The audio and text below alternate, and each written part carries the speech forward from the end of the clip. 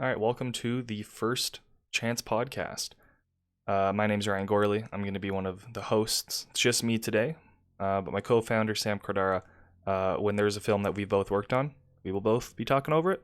But this film's Citizen, and it was just me. Well, along with the people that helped me make it, of course, but I was the head man of it. So yeah, we're just gonna have this play in the background as I kind of talk over it. These will be pretty short, but we thought this would be a fun format, kind of like director's commentary style. So this film came out June of 2022. Sorry, a week tomorrow will be the 1 year anniversary, which is kind of cool because this was a really important film for me. I was really scared to make it. It was after about an 8 month hiatus of making films. I was in the film school at the time and was just busy and was focused more on school projects and whatnot and wasn't making short films for Chance Productions as much as I would have liked or maybe should have. So making this film, which opens with a, as you just saw, fade from black and white into color. I kind of wanted to psych out some pretentious film people that really like black and white, which I do too, but I thought it'd be funny to start at black and white and transition. Yeah, it starts with that long shot and then just gets right into it. It's a very simple story. There's not a whole lot to it, which is I think why it works. It's our currently most viewed film, but I think that's why it works because it's so simple, so digestible that it's just a fun short time with a tiny bit of action, and visually I was really happy with it. Took a lot of inspiration from Matt Reeves' The Batman because that film's gorgeous. I shouldn't have to explain too much. That film looks amazing. So there's a lot of inspiration there. Just trying to like dirty the frame. I think that's the term I've heard with the Batman, is just have the frame be dirty all the time. This scene here isn't the best. This isn't the best example because this is shot pretty normally. Love that little gimbal spin around.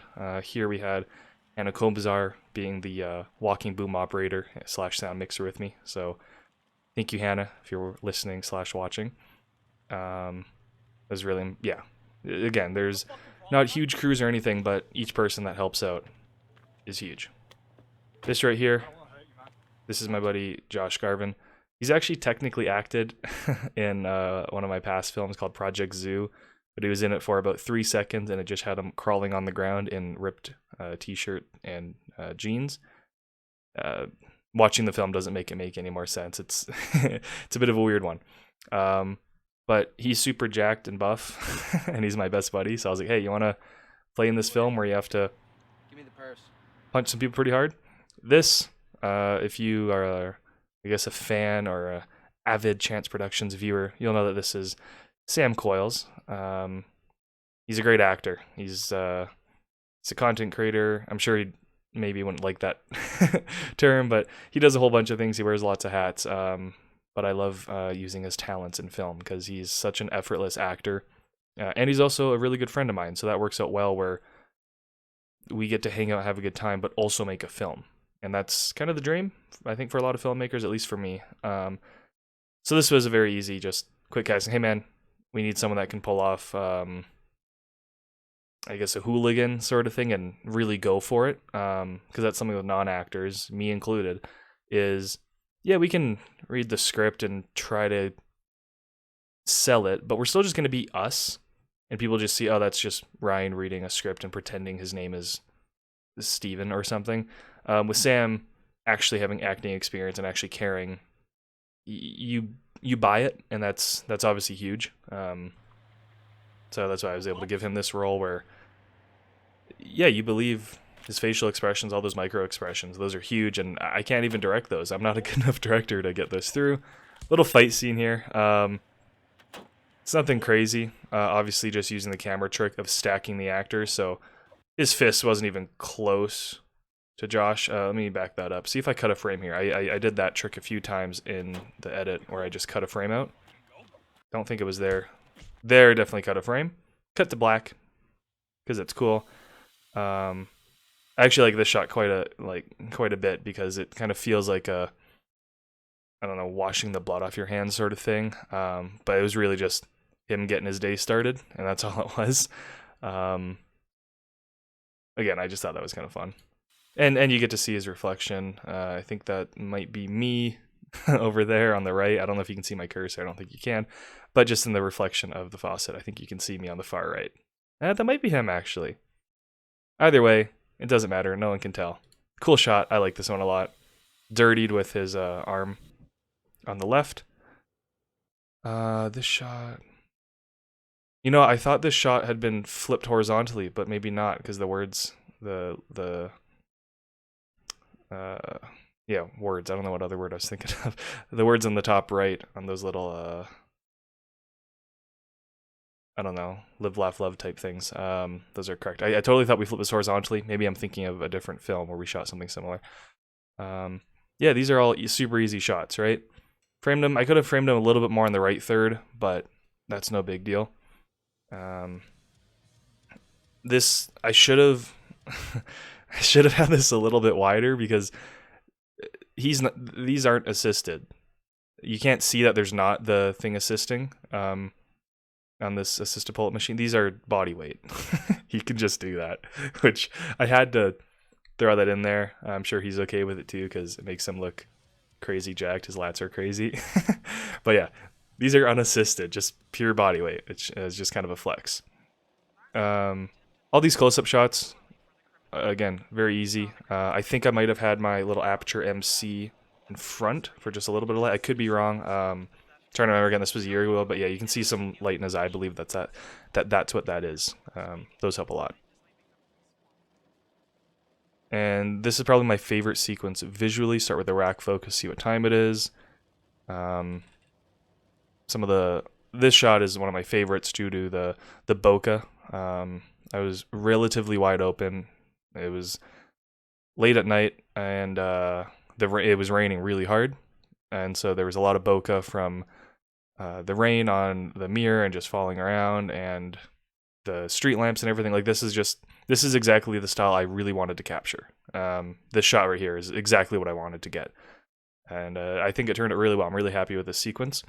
One annoying part, and I'm sure everyone caught it, and it's okay. But this entire scene had to be rebuilt. Rebuilt the audio at least. Obviously not rebuilding the visuals. It was just shot that way. That's me, because whatever. Had Hannah Combs, our camera operating. That was, again, very helpful. Thank you, Hannah. Window was cracked here, so he could hear me call action. Should have fixed that, but maybe the window was cracked, and that's how he heard the man looking at the bike. Whatever, it works. But yeah, every sound here had to be fully rebuilt from the ground up because it was raining so hard that was just not feasible to get good audio with our gear right now. So everything was rebuilt. I have horrible ADR here. Oh man, I'm not looking for any trouble.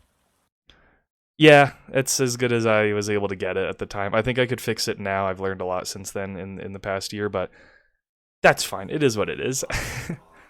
Fun little shot, stomping, cut to black. Those are always just fun. I actually initially thought it was weird that I left my my semi-nice, I think it's nice at least, like Samsung smartwatch, because like why would that guy be stealing a bike? And I kind of like the thought that maybe this guy was just looking at the bike, saying why is this here, and he was genuine. I think both work, but I thought that was a fun little thing afterwards. I'm like, hey, you know what, this kind of works, because if I were to continue this film and make it like, let's say, a 10 or 15 minute, I actually had wanted to delve into this guy who thinks he's doing vigilante justice, kind of spiraling a bit, and just starting to beat people up that aren't actually doing anything wrong, or maybe people that are just in a tough spot in life, and whatever. So that's something that I wanted to delve more into, but this is a super short one because I was like, I just need to get back into making films. Luckily, it turned out, I think, pretty good. People quite liked it. Again, it's our most viewed film, our most successful film. Voice here is just my mom. I just threw her through some audio effects to make her sound like she's on the radio. Very simple, but effective, works. Again, rain was added in after as well. This is super fun. This is where it gets a little bit corny, but also, again, would have delved into this guy taking it maybe too far. Like, he sees a car speeding by. This is my dad's truck. So I added some engine rumble here. I like this shot quite a bit, seeing the wiper blades.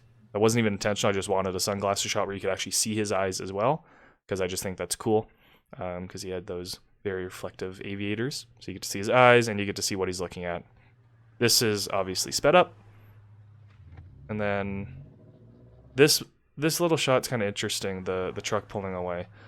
I don't even know if it's sped up maybe a little bit, but it's punched in and then keyframed left to right to follow the truck. That's why there's some weird motion blur, but it kind of sells the speed a little bit more. Super simple effect. This is probably the shot that most people point out about the film. I've always had people say, I love that shot, and asking how I got it. Very simple, just strapped a GoPro with a suction cup to the back of, again, Hannah's Volkswagen Jetta, and I just had her go a little bit under the speed limit, and then I went quite a bit below the speed limit and accelerated up to it. The sound you hear, the engine sound, that's actually, I think it's like a Ferrari that I just pitched down and slowed down, and you can tell like the shifts are way more exotic than what an F-150 would be, but it is what it is, and I think it sounds really cool. And then the music I played on my guitar. I've improved a lot since then, and I look forward to scoring more of my films, but at the time, this got the job done, no copyright. Had to have a semi-fun, semi-heavy riff, and then the guitar, or the drums are just a copyright-free drum loop found online, so that was really nice. So, yeah. Thank you guys for watching the first episode of the Chance Podcast. I look forward to doing more. Actually, there should be more up by the time you watch this. I'm going to try to get a whole bunch out so that when you click on the channel, there's already a few more to watch. Thanks so much. Drop a like, subscribe if you're new. Check out Citizen the film if you haven't already. And Chance Productions in general. Thanks.